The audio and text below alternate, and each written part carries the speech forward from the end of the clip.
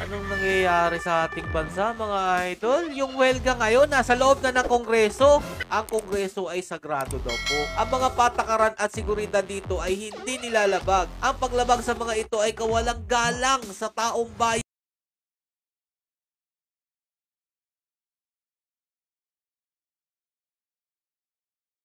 If this congressional hearing ultimately found that the speaker is the one who spearheaded this or funded this initiative, I will probably request him to step down. Oh, step down na. Katagalan yan. Lilitaw at lilitaw talaga ang totoong motibo niyan. Lalo na't nakisali na po ang Iglesia ni Cristo na napakalaki pong impact sa mga politiko.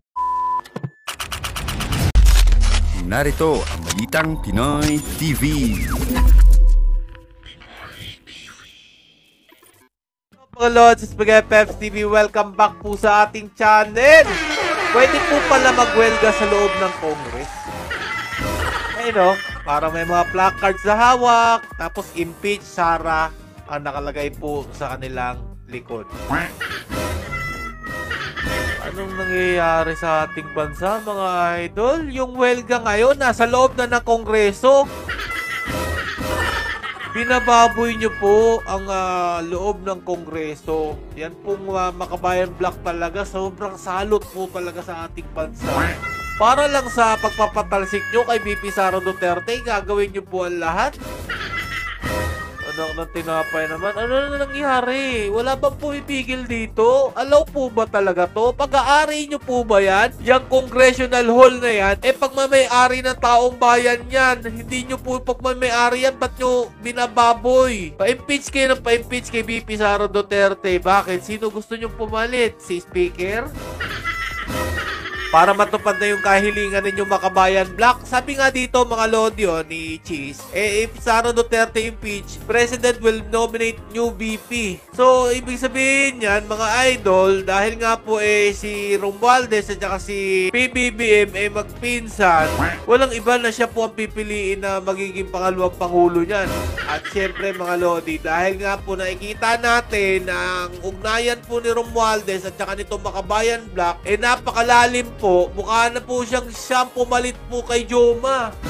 Halatang halata po kasi na iba po yung pinaplano nila. Gusto nilang pamunuan ang bansang Pilipinas. Parang mga squatter din tong Makabayan Block na to, no? Alaw na sila gumawa ng kabulastugan dyan sa loob ng Congressional Hall. Di ba pinagbabawal yan? Pero kay mga placard dyan na impeach. Talaga naman. Anong nangyari na sa ating bansa? Nakakadiri na po talaga. Ng tinapay naman. So, sabi dito ni Martin Romualdez, ang Kongreso ay sagrado daw po. Ang mga patakaran at seguridad dito ay hindi nilalabag. Ang paglabag sa mga ito ay kawalang galang sa taong bayan na ating pinaglilingkuran. House Speaker Martin Romualdez. Di ba yan yung sinabi mo? Pero bakit ganito ang nangyayari sa loob ng Kongreso? Ito ba yung sinasabi nyong sagrado? Paano nyo matatawag na sagrado? Puro salot ang nandiyan sa loob ng Kongreso. Yan pong Makabayan Block. Alam naman natin kung ano po talaga ang tinatarget niyan. Ang mga komunistang tao, mga idol, walang ibang hinahangad yan kung di pabagsakin ang gobyerno. Yun lang talaga ang kanilang gustong mangyari. At eto naman po si Martin Romualdez, sa tingin ko ika-anim na rin po nila dahil hinahayaan po ni Martin Romualdez na maging ganito po ang ating Kongreso. Yan ba yung sinasabi nyong sagrado? Ito ba yun, Martin Romualdez? Sagrado ba? Nasa labas ng Kongreso, ang dami pong nagrarally, inuutusan po nila na i-impeach ni VP Sara Duterte. Tanungin mo yan isa-isa, mga idol. Anong sasabihin yan? Hindi namin to gusto. May bayad lang talaga dito. Sino nagpondo dyan? Siyempre walang iba yung may kagustuhan mawala si VP Sara Duterte. Ang Makabayan Block o ang kanilang amo na si Martin nga ba? Ikaw nga ba ang amo nito? Tatanong lang, Sir Martin, ha?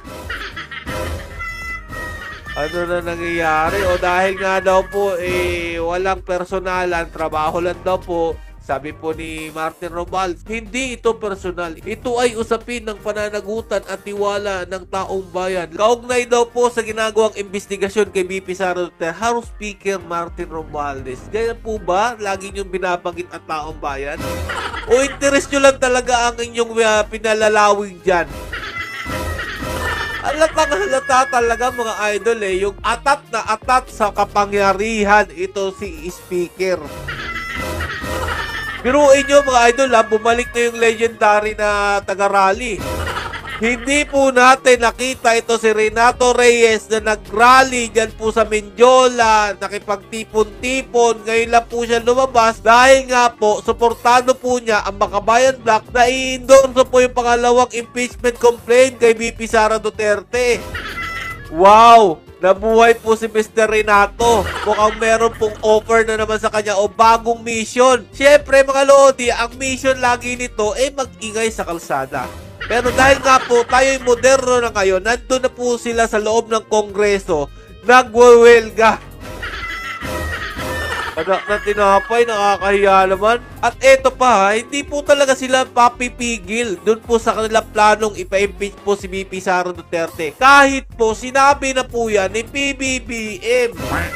Wala po talaga silang sinusunod dahil ang misyon lang po talaga nito ay pabagsakin ang gobyerno. Yan lang po talaga tanging hangad nitong Makabayan Black. Marami na po tayong naririnig at nakikita mga video na nag-reveal po ng tunay na plano o maitim na balak po nito sa ating bansa, ang Komunista Party List po na to. Makabayan Black mga idol.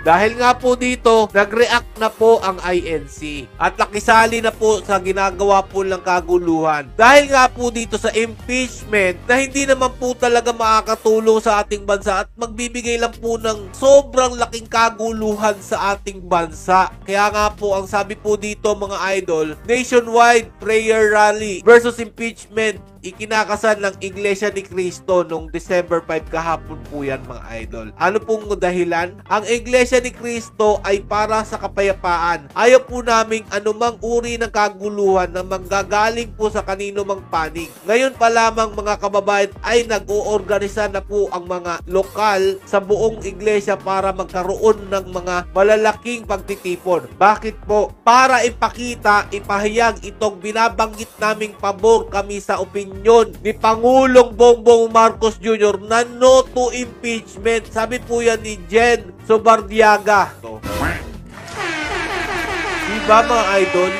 Sila po ay ayaw ng kaguluhan. Tayo po ay ayaw ng kaguluhan. Pero ang pinipilit po nito ng kampon po ng Makabayan Black, at sa tingin ko naman ay suportado po ni Martin Romualdez, ang impeachment na wala naman po talagang idudulot na mabuti sa ating bansa. Alam naman po natin doon po sa hearing po ng Senado, nabanggit na si Speaker Martin Romualdez ang nag-organisa ng People's Initiative. Ano po yung People's Initiative mga Lodi? Ang malawakang pagpipirma para po pabagsakin ang mga Duterte. Ayun nga po dito pa kong Marcoleta mga Lodi na bumaba na daw po siya sa pwesto kung siya man ang dahilan ng People's Initiative na yan. Pakinggan niyo po ito. If this congressional hearing ultimately found that the Speaker is the one who spearheaded this or funded this initiative, I will probably request him to step down. Oh, step down na. Pero kung hindi po siya naman, bakit hindi po natin kinonsentrate kay Anthony Abad? Siya po yung bida dito Klaro naman po dito sa hearing po sa Senado, inimbitahan po dyan si Kong Marcoleta at natalakay po yan na meron po talaga silang pagtitipon na inorganisa po nito ni Speaker Martin Romualdez sa sarili niya pong rest house. Inamin po yan mga idol. Pero doon lang po sa tinanong nila, pabago-bago po yung sagot. Sinasabi po na hindi daw po si Martin Romualdez ang nagpatawag pero nandun po sila sa rest house doon. So yung maitim na balak mga Lodi, katagalan yan, lilitaw at lilitaw talaga ang totoong motibo niyan. Lalo na't nakisali na po ang Iglesia ni Cristo na napakalaki pong impact sa mga politiko. Kung sakali man kasing i-endorso ka ng Iglesia ni Cristo, napakalaking tulong po niyan pag ikaw po'y tumatakbo bilang politiko. Kaya medyo mangingilang na po itong Makabayan Black mga Lodi dahil nga po alam na po nila na wala po silang patutunguhan sa ginagawa po nilang planong pag-ipapa-impeach kay VP Sara Duterte at lulubog pa po sila lalo sa putik kapag ang Iglesia ni Cristo na ang kumilos. So abang-abang na lang po tayo mga Lodi, kalaunan at malalaman po natin kung sino po talaga ang utak nitong impeachment kay VP Sara Duterte. At hintayin po natin kung ano po yung mission order para po kay Renato Reyes. Kaabang-abang din po ito kasi ang tagal po nating hindi nakita to, halos karamihan po ng nirereklamo nito puro presidente lang. Pero ngayon mga Lodi, nag-iba siya. Vice President po ang tinitira nila. Dahil nga po sa sarili kong opinion, uunahin po nila ang Vice President kung sakali man mag-success po ang kanilang plano, isusunod na po nila ito si Bongbong Marcos Jr. para po mamuno na po ang komunista sa ating bansa. Yan lang po ang sarili kong opinion. Hanggang dito na lang po muna. Stay safe mga idol. Suportahan po natin lagi si VP Sara Duterte. Ito na nga mga kabalita. Ano na ang masasabi nyo patungkol sa balitang ito? Please comment down below mga kabalita. Pag-usapan natin yan sa comment section. At kung di ka pa nakasubscribe sa ating channel, baka naman